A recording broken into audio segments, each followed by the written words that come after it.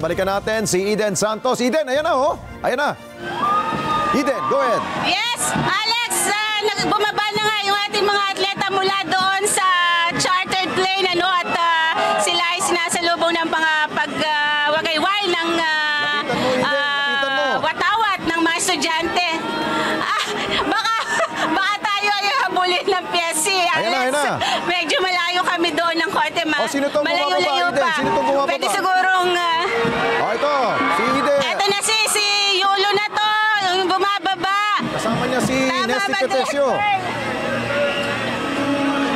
Ayan na Alex, hawak nila ang bandila ng Pilipinas. At winawagay-goy din nila ito. Masaya sila, Alex. Yung una nga medyo nahiya pang bumaba yung mga unang atleta, no?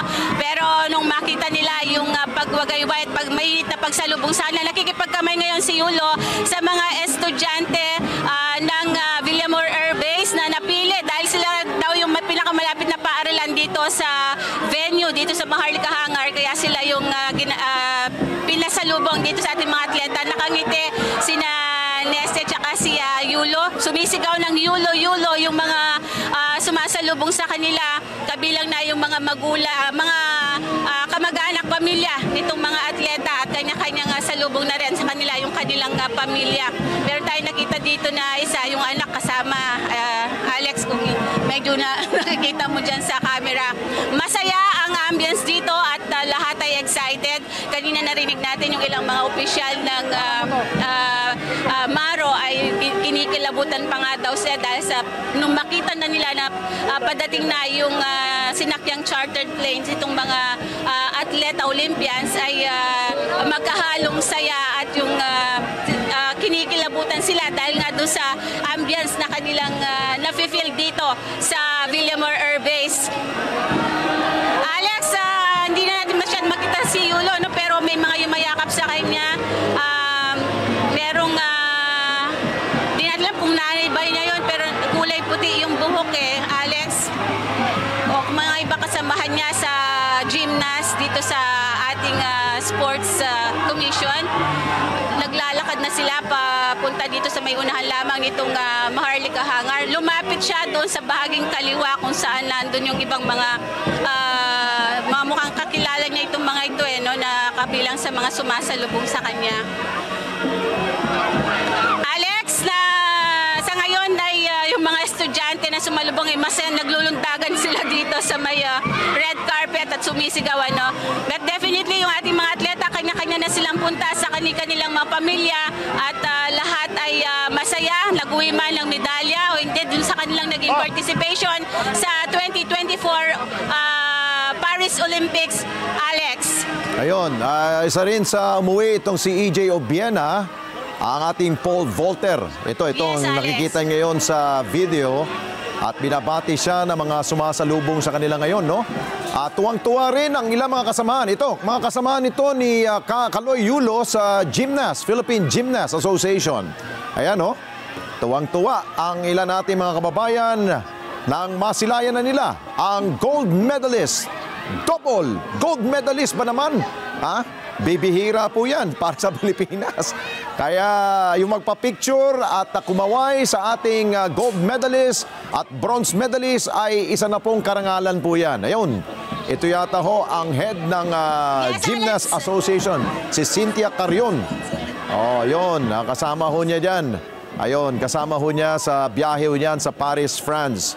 At ito, habang siya po ay abalang-abala pa, ayun, ito si EJ Obiena na nakapagtapos po ng kanyang laban, bagamat hindi po siya nasa medal position, pero maganda na rin po ang performance ng ating po mga atletang Pilipino. Lalo na yung, Ali, lalo na yung ating weightlifter. Oo. Kahit na hindi tayo nakamedalya doon, magandang performance dahil nakamit nila yung pinaka-mabigat na barbell na kinarga nila. Barbell. Yun. Si EJ Obiena placed fourth. Yun, tama. Short lang of yung podium finish.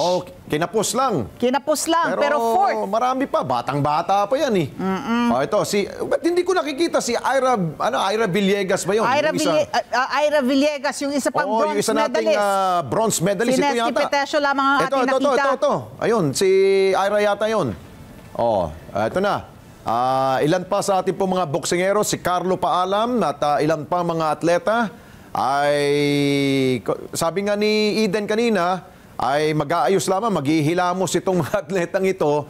At siyempre, kailangan mabango sila pagharap nila kay Pangulong Marcos at sa unang pamilya dyan ho sa Malacanang. So, Eden? Meron pa ba tayong dyan? Ito, ang POC chairman. Alex! Sige, Eden, go! Yes, Alex, pagkatapos nila dito na bagyang mag-aayos lang ang Malacanang ay nakamonitor din ng live via RTVM sa kaganapan dito sa Villamor Air Base dahil nga sabi nga natin sila ay nakaantabay para sa EJ! EJ! Idol ko yun! EJ! Kaloy yun, hindi si EJ! Huwag mo siyang dumalaki! Ayan, sige. Sige. Kahit na microphone lang. Habang inaayos pa ho ni Eden, natawag pa niyang EJ si Kaloy. Nagkarambol-rambol na. Pero si EJ po ay pumasok na. Si Kaloy ang naiwan sa labas. Ayan. Ganun talaga. Dahil may excite ka talaga, Ali, no? Kapag...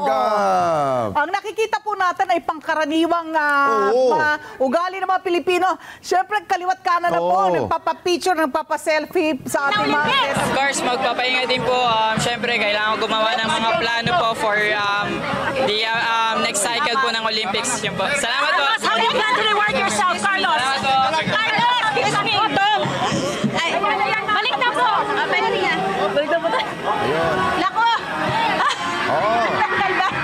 Alex! Nasilayan namin yung Nagkagulo kapaso, na. Eden, nahagilap namin yung kapraso niyang sinabi.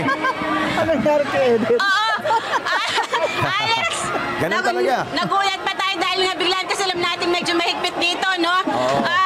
Sabi ni Carlos Yulo, pagkatapos nitong kanyang pagpapahinga muna at magpa-practice ulit siya mag-ensayo sa sabak para sa susunod na Olympics, siya ay lalaban na.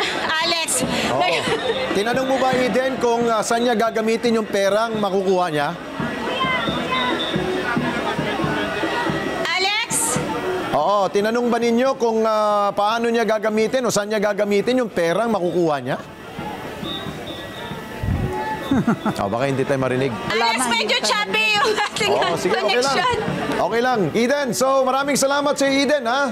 At natunghayan ng buong bansa, ng ating mga kababayan, ang pagbabalik at nakatapak na rin po dito sa bansang Pilipinas ang ating double gold medalist na si Kaloy Yulo at dalawa po nating atletang boksingero na nakakuha ho ng bronze medal. Congratulations po sa inyong lahat, mga atletang Pilipino.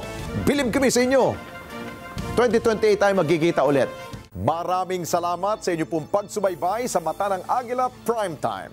Para malaman ang matatag, matapang at matapat na mga balita, i-follow lamang at mag-subscribe sa @Net25 TV.